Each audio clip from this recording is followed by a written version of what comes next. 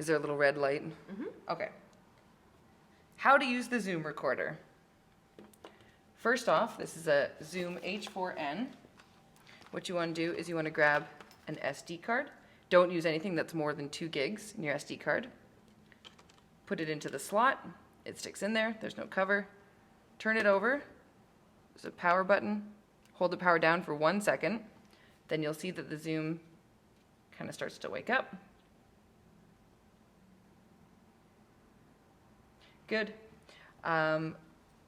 Like you would with any SD card, you hope that the last person that used this dumped all the footage or audio file that they had, the data that they had on the card that they used, because we're going to format the card. So this is always the first thing that you do after you turn this on. You put the card in. So you go to Menu, okay, Menu, and then use this little scroller until it says SD card, and then you push that in once, and it says remain in format. You go scroll down once to format, you press that again, it says are you sure? You scroll up and you hit yes.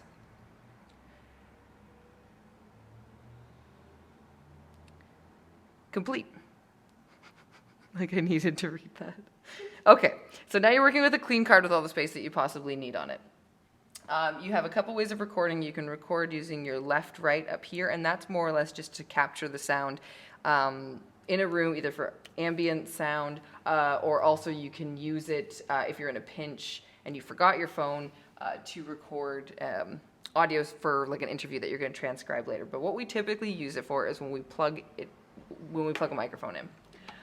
So I'm going to take the female end of the microphone and put that into the male end of the cable, put that into the male end of the male end of the microphone. Good thing I'm charming. Then I'm going to take the other end of the cable here and plug it into one of these inputs. There's only 2 inputs for a microphone, so you can only have 2 microphones plugged into the H4n. Now you'll notice that there's 2 buttons that are lit up, and that's the 1 and 2, and that corresponds with 1 and 2 for your inputs. Now to test your sound before you start recording, hit the record button once. You'll see that it's flashing. And there we go. I'm speaking into it. I'm speaking into it here, and you can see that it's reading our sound. So when I feel pretty confident, and this looks good, that's a good reading there. I feel confident that I can now start recording because I'm going to keep the microphone about, 3 or 4 inches away from my mouth when I'm speaking. I'm going to hit record again, and now I'm actually recording this audio, and now this is the audio that you hear, and you can hear the difference between this and then the camera audio. So then when you're done, you hit stop. We're not recording, we're not reading anything anymore. To turn it off, it's the same way as you turned it on. You hit the hold button for about 1 second. It says goodbye, see you, and it's done.